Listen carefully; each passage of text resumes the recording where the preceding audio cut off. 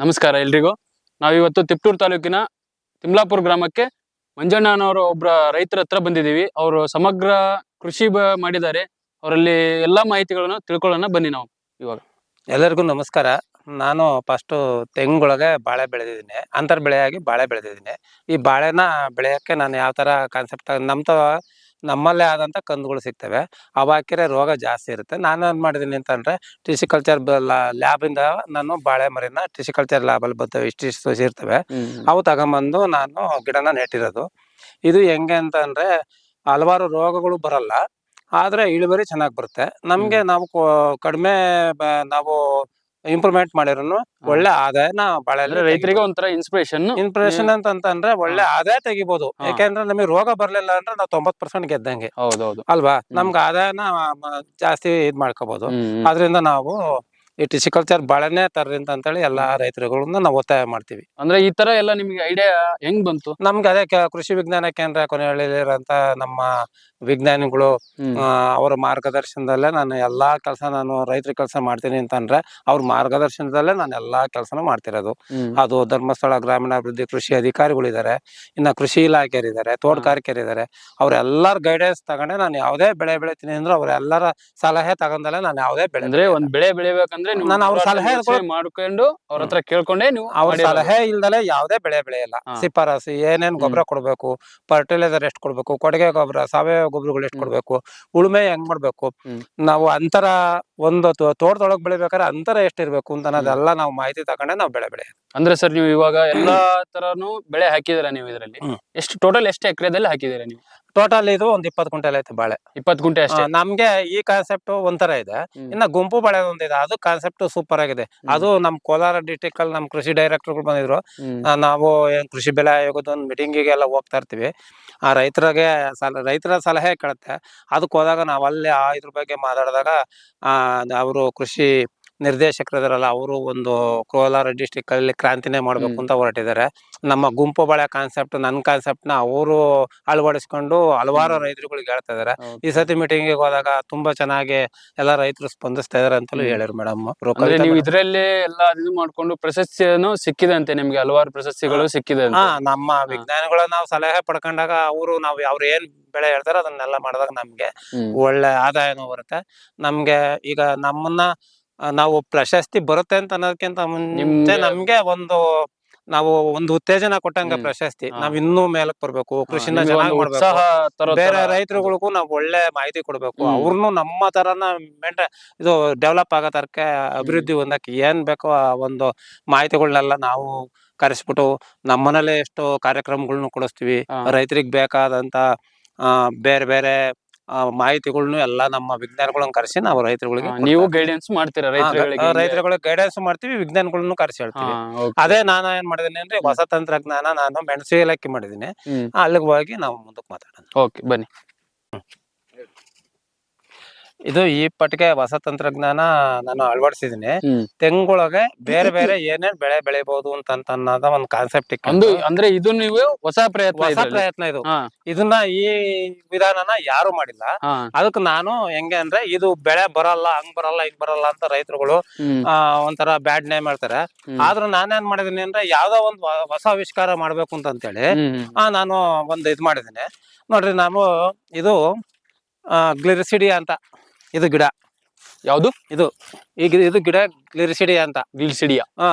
ಇದು ಹೆಂಗೆ ಅಂದ್ರೆ ಇದ್ರಲ್ಲಿ ಎಲೆಯಲ್ಲಿ ಯೂರಿಯಾ ಇರುತ್ತೆ, ಈ ಮೇಲ್ಗಡೆ ಹಸಿರು ತೊಗಟೆಯಲ್ಲಿ ಇದ್ರಲ್ಲಿ ಪೊಟ್ಯಾಶ್ ಇರುತ್ತೆ, ಒಳಗಡೆ ಅದು ಬಿಳಿ ಕಾಂಡ ಬರುತ್ತೆ ಇದ್ರಲ್ಲಿ. ಅದ್ರಲ್ಲಿ ಫಾಸ್ಫೇಟ್ ಇರುತ್ತೆ. ಹೆಂಗೆ ಅಂದ್ರೆ ನಾವು DAP ಒಂದ್ ತಗೊಂಡ್ರೆ DAP ಯೂರಿಯಾ ಫಾಸ್ಫೇಟ್ 2 ಇರುತ್ತೆ, ಪೊಟ್ಯಾಶ್ ಇರಲ್ಲ. ಇದ್ರಲ್ಲಿ ಒಂದ್ ಅಂಶ ಜಾಸ್ತಿನೂ ಇರುತ್ತೆ. ಇದ್ರಲ್ಲಿ ಹೆಂಗೆ ಅಂತಂದ್ರೆ ಅವ್ರು ಹೇಳೋದು, ವಿಜ್ಞಾನಿಗಳು ಹೇಳ್ತಾರೆ, ಎಲ್ಲರೂ ಹೇಳ್ತಾರೆ. ನನ್ನ ಅನಿಸಿಕೆ ಪ್ರಕಾರ ಇದ್ರಲ್ಲಿ ಒಂದು ಬೆಳೆಗೆ 17 ಪೌಷ್ಟಿಕಾಂಶ ಬೇಕು. ಈ 17 ಪೌಷ್ಟಿಕಾಂಶ ಬೇಕು ಒಂದ್ ಬೆಳೆ ಚೆನ್ನಾಗಿ ಬರ್ಬೇಕು ಅಂದ್ರೆ. ಆ 17 ಪೌಷ್ಟಿಕಾಂಶಗಳು ನನ್ನ ಅನಿಸಿಕೆ ಪ್ರಕಾರ ಇದ್ರಲ್ಲಿ ಇದೆ ಅಂತ. ಒಂದೇ ಗಿಡದಲ್ಲಿ 17 ಪೌಷ್ಟಿಕಾಂಶ ಒಂದೇ ಗಿಡದಲ್ಲಿ ಭೂಮಿಲಿ ಇರೋದ್ನೆಲ್ಲ ಪೌಷ್ಟಿಕಾಂಶನ ಹೀರ್ಕೊಂಡಿರುತ್ತೆ. ನಾವ್ ಏನ್ ಮಾಡ್ತೀವಿ ಅಂತಂದ್ರೆ ನಮ್ಗೊಂದ್ ಲೆವೆಲ್ ಹೋದಾಗ ಇದನ್ನೇನ್ ಮಾಡ್ತೀವಿ, ಕಟ್ ಮಾಡ್ತೀವಿ. ಕಟ್ ಮಾಡ್ತೀವಿ ಒಂದ್ 12 ಅಡಿ, ಒಂದ್ 10 ರಿಂದ 12 ಅಡಿ ಹೋದಾಗ ಏನ್ ಮಾಡ್ತೀವಿ, ಚೂಟ್ಬಿಟ್ಟು ಇದ್ ಮಾಡ್ತೀವಿ. ಅದ ಅಡ್ಡ ಬೆಳ್ಕೊಳುತ್ತೆ. ಅವಾಗ ನಮ್ಗೆ ಇದು ಮೆಣಸನ್ನ ಗಿಡನ ನಾವು ಮೇಲಕ್ಕೆ ಇದ್ ಮಾಡ್ಕೊಂಡು ತಗೊಂಡ್ ಹೋಗ್ತೀವಿ. ಇದಕ್ಕೆ ಅಟ್ಯಾಚ್ಮೆಂಟ್ ಮಾಡ್ಕೊಂಡು ಮೇಲೆ ಅದು ತಗೊಂಡು ಗಿಡ ಹೋಗೋದು. ಸ್ಟ್ರೆಂತ್ ಆಗುತ್ತೆ. ಹಾ. ಅವಾಗ ಮೆಣಸನ್ನ ಇದಕ್ ಸೆಟ್ ಮಾಡ್ತೀವಿ. ಹ್ಮ್. ಮೆಣಸು ಚೆನ್ನಾಗಿ ಬೆಳ್ಕೊಂಡು ಸದೃಢವಾದ್ಮೇಲೆ ಗಿಡ ಮ್ಯಾಗಡೆ ಅಡ್ಡ ಕೌಲ್ ಬರುತ್ತೆ ಇದು. ಹಾ. ಅಡ್ಡ ಕೌಲ್ ಬಂದಾಗ ಏನ್ ಮಾಡ್ತೀವಿ ಅಂದ್ರೆ ಇದನ್ನ ಹ್ಮ್. ಈಗ ನಮ್ಗೆ ಜಾಸ್ತಿ ಬೆಳೀತು ಅಂತಂದ್ರೆ ಹ್ಮ್. ಜಾಸ್ತಿ ಬೆಳೆದಾಗ ನಾವೇ ಮಾಡ್ತೀವಿ ಅದನ್ನ ಕಟ್ ಮಾಡಿ ಅದ್ರ ಗಿಡದ ಬಡ್ಡಿಗೆ ಕಟ್ ಮಾಡಿ Cut ಅಲ್ಲೇ ಮಾಡಿ ತುಂಬ್ತೀವಿ. ಅಲ್ಲೇ ತುಂಬ್ತೀರಾ. ಅದು 90% ಗೊಬ್ಬರ ಆಗುತ್ತೆ, ಹಸಿರೆಲೆ ಗೊಬ್ಬರ ಆಗುತ್ತೆ. ಹ್ಮ್. ಅವಾಗ ನಮ್ಗೆ ಹೆಂಗೆ ಅಂದ್ರೆ ಅದು ಮೆಣಸು ಏಲಕ್ಕಿ ಮೆಣಸು ಚೆನ್ನಾಗಿ ಬೆಳ್ಕಂತು. ಹಾ. ಮೆಣಸು ಚೆನ್ನಾಗಿ ಬೆಳ್ಕೊಂಡಾಗ ಇದಕ್ಕೆ ಹಾ. ನಮ್ಮ ವಿಜ್ಞಾನಿಗಳು ಕೆಲವು ರೈತರುಗಳೆಲ್ಲ ಹೇಳೋದಂದ್ರೆ 50% ನೆರಳು ಬೇಕು ಅಂತ ಹೇಳ್ತಾರೆ ಈ ಗಿಡಕ್ಕೆ ಏಲಕ್ಕಿಗೆ. ಏಲಕ್ಕಿಗೆ. ನಮ್ಗೆ ಹೆಂಗೆ ಅಂದ್ರೆ ಇನ್ನೊಂದ್ ವರ್ಷ ಅಂತ ಅನ್ನೋದ್ರೊಳಗೆ ಇವೆಲ್ಲ ಎದ್ಬಿಟ್ಟು ಚೆನ್ನಾಗಿ ಹಾ. ಸ್ವಲ್ಪ ನೆರಳಾಗುತ್ತೆ. ಅವಾಗ 50% ನೆರಳಿದು ಏಲಕ್ಕಿ ಗಿಡಕ್ಕೆ. ಅವಾಗ ಏಲಕ್ಕಿ ಹೆಂಗೆ ಅಂದ್ರೆ ಸದೃಢವಾಗಿ ಬರುತ್ತೆ. ಹ್ಮ್. ಮಿನಿಮಮ್ ಈ ಗಿಡ ನನ್ನ ಪ್ರಕಾರ ಈ ವರ್ಷನೇ ಫಸಲು ಬರುತ್ತೆ. ಈ ವರ್ಷನೇ ಫಸಲು ಈ ವರ್ಷನೇ ಬರುತ್ತೆ. ಫಸಲು ಬರುತ್ತೆ. ಅಂದ್ರೆ ಇವಾಗ ಎಷ್ಟು ದಿನ ಆಯ್ತು ಹಾಕಿ? ಇದು ಮಿನಿಮಮ್ 3-4 ತಿಂಗಳಾಗೈತೆ. 3-4 ತಿಂಗಳಾಯ್ತು. ಹಾ.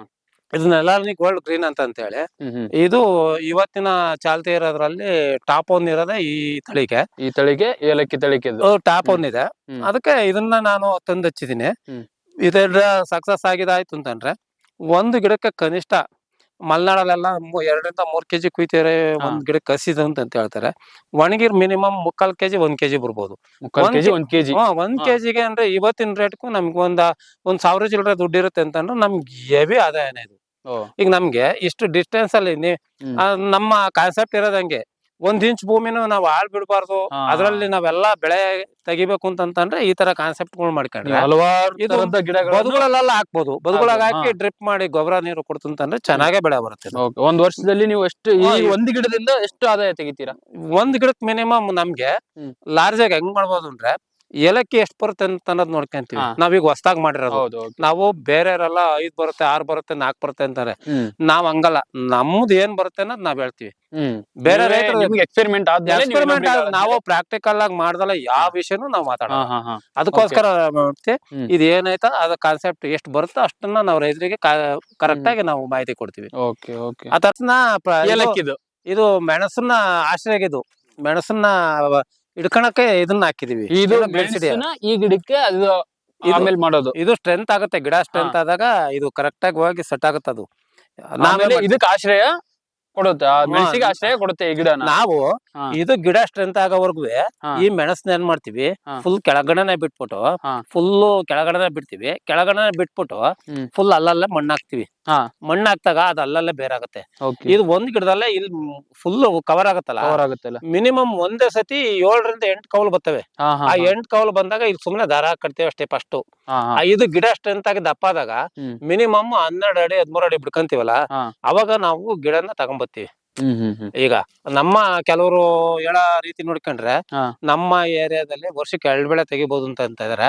ನಾನೇನ್ ಮಾಡ್ತೀನಿ, 1-2 ಗಿಡ ಪ್ರಾಯೋಗಿಕವಾಗಿ ಮಾಡ್ತೀನಿ.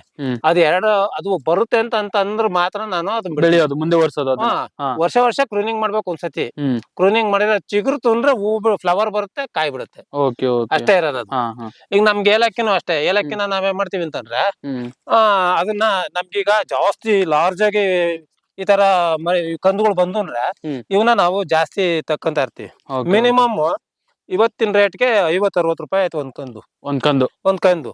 ಈಗ ಒಂದ್ 100-150 ಕಂದು ಬಂದ್ರಿ, ಅದ್ರಲ್ಲಿ ಒಂದ್ ಸ್ವಲ್ಪ ಡಿವೈಡ್ ಮಾಡ್ಬೇಕು. ನಾವೇನ್ ಮಾಡ್ತೀವಿ, ಬೇರೆ ರೈತರುಗಳು ಕೇಳಿರು ಅಂತಂದ್ರೆ ಅವ್ರಿಗೆ 50 ರೂಪಾಯಿ ಬೇಡ, 40 ರೂಪಾಯಿ ಕೊಟ್ರೆ ನಮಗೆ ಲಾಭನೇ ತಾನೆ. ಲಾಭ ನಮ್ಗೆ ಏಲಕ್ಕಿ ಲಾಭ ಬರುತ್ತೆ, ಕಂದು ಬರುತ್ತೆ. ನನ್ನ ಅನಿಸಿಕೆ ಏನಂತಂದ್ರೆ ನಮ್ಮ ತೋಟದಲ್ಲಿ ಪ್ರಾಯೋಗಿಕವಾಗಿ ಬಂದ್ ನೋಡ್ದಂತ ರೈತರಿಗೆ ಚೆನ್ನಾಗ್ ಫಸಲು ಹಿಡಿದೈತೆ ಅಂದ್ರೆ ಇನ್ಸ್ಪಿರೇಷನ್ ಅವರಿಗೆ ತರಬೇತಿ ಅಂತಲ್ಲ. ಈಗ ಇಲ್ಲಿ ಬರಲ್ಲ ಅಂತ ಅಂತಾರಲ್ಲ, ಇದು ಚೆನ್ನಾಗ್ ಬಂದೈತೆ ಅಂತಂದ್ರೆ ಬೇರೆ ರೈತರು ತಗೊಂಡೋಗ ಒಂದು ಪ್ರಾಕ್ಟಿಕಲ್ ಆಗಿ ಎಕ್ಸಾಮ್ ಸಿಗುತ್ತೆ ಅವ್ರಿಗೆ. ಪ್ರಾಕ್ಟಿಕಲ್ ಈಗ ನೋಡಿದಾಗ ಬರುತ್ತೆ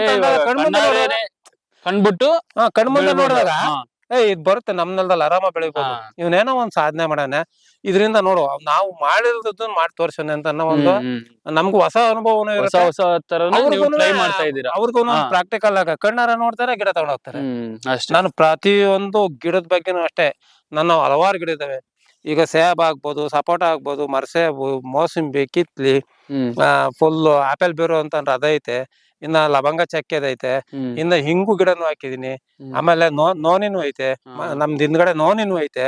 ಆಮೇಲೆ ಕಿವಿ ಹಣ್ಣಿನ ಗಿಡ, ನಾನ್ ಪ್ರತಿಯೊಂದು ಗಿಡ ಇದ್ರಲ್ಲೇನು ಮತ್ತೆ ಹೂಗಳ ತರನು ಎಲ್ಲಾ ಗಿಡಗಳನ್ನು ಅದನ್ನು ಹಾಕಿದ್ದೀರಾ ಮಾಡಿದೀನಿ, ಅಂತ. ಹೂವಿಂದು ಇದ್ ಮಾಡಿದೀನಿ, ಹಾ. ನರ್ಸರಿನೂ ಮಾಡ್ತೀನಿ. ಹೂವಿನ ಗಿಡಗಳನ್ನೆಲ್ಲ ನಂದೇ ಸ್ವಂತ ಇದ್ರಲ್ಲಿ ನರ್ಸರಿ ಮಾಡಿ ಹ್ಮ್ ಅವನು ಮಾರಾಟ ಮಾಡ್ತೀನಿ. ಹ್ಮ್ ಹ್ಮ್ ಅದು ನಮ್ ನರ್ಸರಿಲಿ ಅಲ್ಲಿಗೆ ಹೋದ್ರೆ ಜಾಸ್ತಿ ಇರೋದನ್ನೆಲ್ಲ ತಗೊಂಡೋಗಿ ಮೆಣಸೆ ಆಗ್ಬೋದು, ಏಲಕ್ಕಿ ಆಗ್ಬೋದು, ನಾನು ಅಲ್ಲಿ ಸಸಿ ಮಾಡಿಟ್ಟಿರ್ತೀನಿ. ಇದು ನಮ್ಮ ನೆಲದಲ್ಲಿ ಮೆಣಸು ಬರಲ್ಲ ಅಂತ ಅಂದವ್ರನ್ನ ಕರ್ಕೊಂಬಂದ್ ರೈತರಿಗೆ ಫುಲ್ ನಮ್ ತೋಟದಲ್ಲ ಡೆಮೋ ಕೊಡ್ತೀನಿ, ಮಾಹಿತಿ ಕೊಡ್ತೀನಿ. ಅವ್ನ್ ಬರಲ್ಲ ಅಂತ ನೀನ್ ಹೆಂಗ್ ನೋಡಿ ಇಲ್ಲಿ ಹೆಂಗ್ ಇಲ್ಲಿ ಬಂದೈತೆ, ಬಂತು ನೀನು ಆ ತರ ತಗೊಂಡೋಗ್ ಮಾದರಿ ಮಾಡು. ನೀವು ಒಂಥರ. ನೀನು ತಗೊಂಡೋಗ್ ಮಾಡೋ ಅದೇ ಹೆಚ್ಚಿಸ್ಕೋಬೋದಲ್ಲ ಅಂತಂತೇಳಿ. ಹೆಂಗೆ ಅಂತಂದ್ರೆ ನಮ್ಗೆ ಆ ಇದನ್ನ ಗಿಡ ಆಯ್ತು ಅಂತಂದ್ರೆ ಆ ಗಿಡದ ಸ್ಮೆಲ್ಗೆ ಇಲಿಗಳು ಬರಲ್ವಂತೆ. ಇಲಿಗಳು ಬರಲ್ಲ. ನಮ್ಗೆ ಇಲಿಗಳು ಬರಲ್ಲ ಅಂದ್ರೆ ಈಗ ಮೆಣಸಾಗ್ಬೋದು, ಏಲಕ್ಕಿ ಆಗ್ಬೋದು, ಇವನ್ನೆಲ್ಲ ಮೇಜರ್ ಆಗಿ ತೆಂಗಲ್ಲಿ ಎಳ್ನೀರ್ ಆಗ್ಬೋದು, ಇಲಿಗಳೆಲ್ಲ ಕುಡಿತವೆ. ನಮ್ಗೆ ಅವನ್ನೆಲ್ಲ ತಪ್ಪಿಸ್ಬೋದಲ್ಲ. ಹಾ ಹಾ ಹಾ. ಇದೊಂದು ಗಿಡ ಹೌದು, ಗಿಡದಿಂದ ಹಾಕಿದ್ರೆ ಎಲ್ಲಾ ತಪ್ಪಿಸ್ಬೋದು ನಮ್ಗೆ ಅದನ್ನ. ಇಲ್ಲಿನ ನಮ್ಗೆ ಔಷಧಿ ಇಕ್ಬೇಕು, ಎಷ್ಟೋ ಪ್ರೊಟೆಕ್ಷನ್ ನಮ್ಗೆ ದುಡ್ಡು ಉಳ್ದಂಗ ಆಗತ್ತೆ ಇದು ಹೌದು, ಈ ಗಿಡದಿಂದ. ಹ್ಮ್ ಹ್ಮ್. ಅದನ್ನ ನಮ್ಮ ವಿಜ್ಞಾನಿಗಳೊಬ್ರು ಅವರು ರೈತರಲ್ಲೇ ನುರಿದಂತ ಒಬ್ಬ ವ್ಯಕ್ತಿ ಹಿಂಗೆ ನಾನು ಯಾವ್ದೋ ಒಂದ್ ಚಾನಲ್ ಅಲ್ಲಿ ನೋಡ್ಬೇಕಾದ್ರೆ ಅವ್ರು ಹೇಳಿದ್ರು, ನೋಡು ಆ ಕಾನ್ಸೆಪ್ಟ್ ನಾನ್ ತಂದು ಹಾಕಿದ್ದೆ ಅಷ್ಟೊತ್ಕಲೆ, ಹಾ ಹಾ. ಈ ಗಿಡಗಳನ್ನ ತಂದು ಹಾಕಿದ್ದೆ ಅಷ್ಟೊತ್ತಿಗೆ ಅವರು ಹೇಳಿದ್ರು. ನನ್ಗೊಂಥರ ಖುಷಿ ಆಯ್ತು. ಖುಷಿ ಆಯ್ತು. ನೋಡಿ ಈ ತರ ಐತಲ್ಲ ಇದು ಪ್ರಾಜೆಕ್ಟ್ ತುಂಬಾ ಚೆನ್ನಾಗ್ ಬರುತ್ತೆ, ಇದರಿಂದ ಮಾಡ್ಬೋದಲ್ಲ ಅಂತ. ಆಮೇಲೆ ಒಂದ್ 2 ಗಿಡಕ್ಕೆ ನಮ್ಮ ತೋಟದ ಪಕ್ಕದಲ್ಲೇ ಕೆಳಗಡೆ ಒಬ್ರು ಇದಾರೆ, ಅವರು ಈ ತರ ಗ್ಲಿರಿಸಿಡೆ ಗಿಡಕ್ಕೆ ಮೆಣಸನ್ನ ಹಾಕಿದ್ದಾರೆ. 15 ಅಡಿ ಇದೆ, ಸೂಪರ್ ಆಗಿದೆ ಮೆಣಸು. ಹಾ ಹಾ. ನಾನು ಆ ಕಾನ್ಸೆಪ್ಟ್ ನೋಡಿದೆ, ಒಂದೇ ಒಂದ್ 2 ಗಿಡಕ್ಕೆ ಹಾಕಿದ್ರು. ಆ ಕಾನ್ಸೆಪ್ಟ್ ನೋಡಿ ನಾನು ಇದೇ ಫೈನ್ ಅಂತ ಹೇಳಿ ಈಗ ಅವ್ರದ್ದು ಹಾಕಿದ್ದು. ಅಬ್ಸರ್ವ್ ನಾನು ಒಬ್ರು ರೈತರ ತಾಕಿಗೆ ಹೋಗಿ ನೋಡಿದಾಗ ಅದು ಚೆನ್ನಾಗಿತ್ತಲ್ಲ, ಅದನ್ನ ನೋಡಿ ನಾನು ಸೆಟ್ ಮಾಡಿದ್ದೀನಿ. ನೆಕ್ಸ್ಟ್ ಇನ್ನೊಂದು ವರ್ಷ ಅಂದ್ರೆ ಡೆಮೋ ಪೀಸ್ ಡೆಮೋ ಪೀಸ್ ಇಲ್ಲೇ ಆಗ್ಬಿಡುತ್ತೆ. ಇಲ್ಲೇ ಆಗ್ಬಿಡುತ್ತೆ. ಹಾ ಹಾ, ಹಂಗೆ